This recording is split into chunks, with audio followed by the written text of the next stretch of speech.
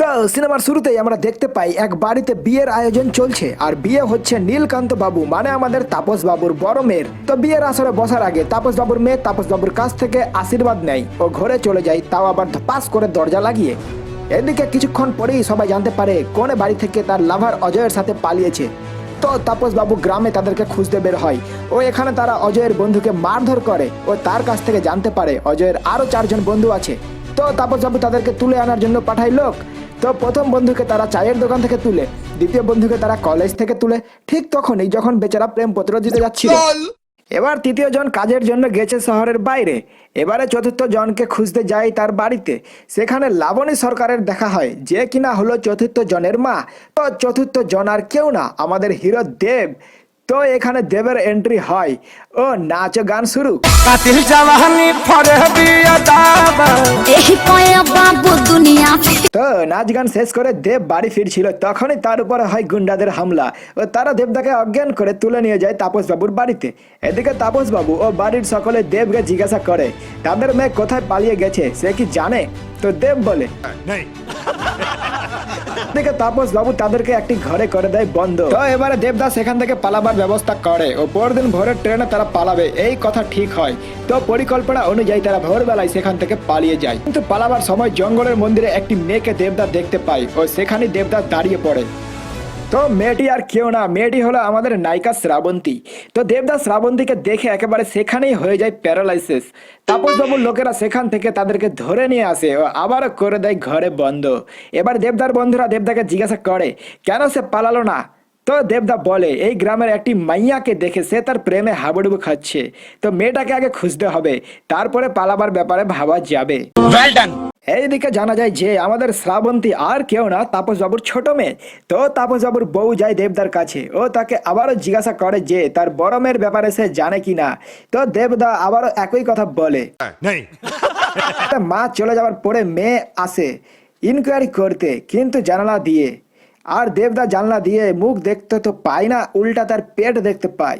যাগে এখানে দেবদার নায়িকাকে বলে যদি নায়িকা দেবদার প্রেমিকাকে খুঁজতে সাহায্য করে তো দেবদা তার দিদিকে খুঁজতে সাহায্য করবে। ঠিক বলেছো। এইদিকে নায়িকার ঘর পরিষ্কার করতে গিয়ে কাজের মেয়েটি নায়িকার দিদির প্রেমপত্র গুলো পায়। পরে বোঝা যায় যে দিদির পালাবার ব্যাপারে বোন সবকিছু জানে। Well done.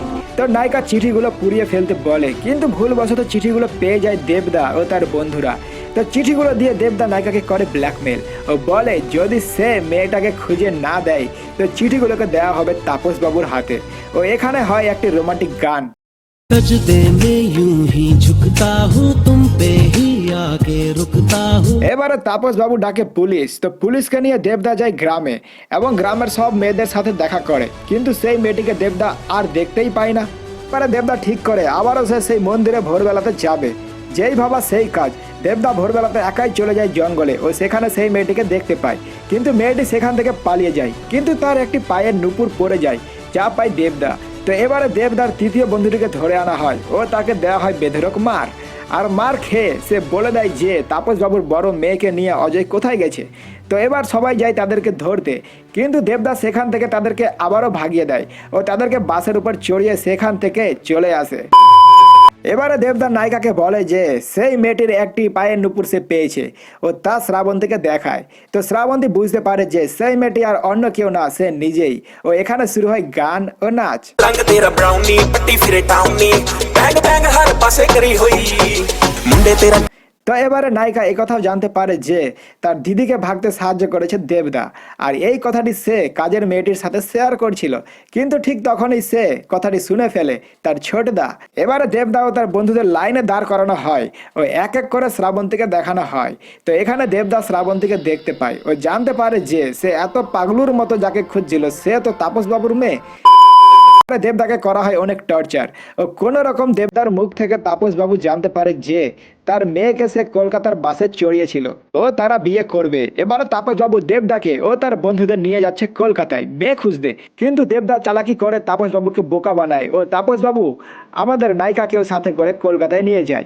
Well done. এবারে দেবদা যেখানেই সুযোগ পায় সেখানে নায়িকার সঙ্গে ফ্ল্যাট করতে শুরু করে দেয়। এবারে তাপসবাবু একটি অটোর পিছনে ছোটে, কারণ তাপসবাবু ভাবে ওই অটোতে তার বড় মেয়ে আছে, কিন্তু অটোতে ছিল অন্যজন। এবারে তাপসবাবু বড় মেয়ের পিছনে ভাগতে গিয়ে ছোট মেয়েকেও হারিয়ে ফেলে।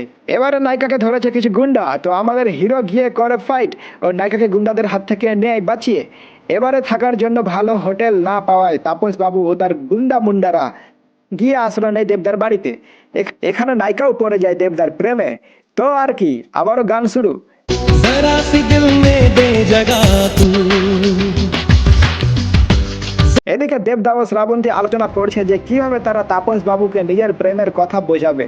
ঠিক তখনই তাপস বাবু তার বড় মেয়েকে একটি বাসের মধ্যে দেখতে পায়। ও বাসের পিছনে ছোটে, তো কিছুদিন ছোটার পরে বাস থামানো হয়। ও তাপস বাবুর লোকেরা নতুন জামাইকে কেলাতে শুরু করে, কিন্তু দেবদা তাকে বাঁচিয়ে নেয়। এবার নিজের জামাইকে তাপসবাবু নিজেই পেটাতে শুরু করে। তো তার মেয়ে তাপসবাবুকে করে অনেক অপমান ও কুকুর করেও বলে। এই অপমান শুনে তাপসবাবু তার মেয়েকে বলে, যা চলে যা ওই ভেমদলটার সাথে, আমি আমার ছোট মেয়ের বিয়ে ধুমধাম করে দেব। এবারে তাপসবাবু দেবদার বাড়ি থেকে নেয় বিদায় ও নিজের ছোট মেয়ের বিয়েতে দেবদা ও তার বন্ধুদের করে নেমন্তন্ন। এদিকে শ্রাবন্তী দুঃখ নিয়ে চলে যায় বাড়ি ও দেবদা দুঃখ নিয়ে থেকে যায় বাড়িতে। তো এত দুঃখ হচ্ছে, তো একটা দুঃখ ভরা গান হয়ে গেলে ভালো হয়।